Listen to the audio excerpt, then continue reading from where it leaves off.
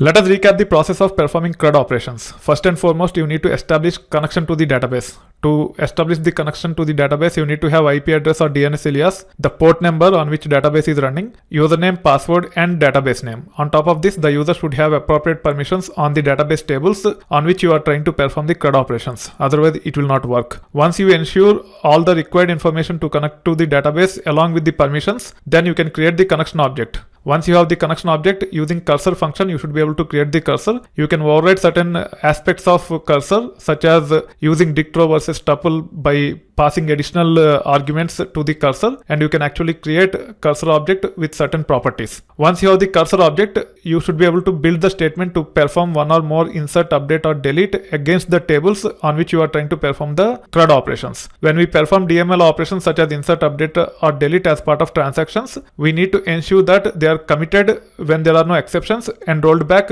when there are exceptions. It will take care of keeping our data consistent depending upon whether it is successful or failed. In case of failures, it should go back to its original state before the transaction. In case of success, it should persist all the data which we are trying to insert, update, or delete in the tables within the database. Once we are done with the operations, we need to ensure that cursors as well as connections are closed. If the database operations involve select only, then we don't need to commit or rollback. They are not treated as transactions. Select only reads the data, it will not make any changes to the data in the database, and hence commit or rollback is not required. So make sure you understand some of these nuances as you gain some knowledge with respect to CRUD operations. You can build on top of it as you proceed or progress with respect to the development within the project as part of your day-to-day job responsibilities. This is just the foundation, and you should be able to add more information as you evolve as an engineer.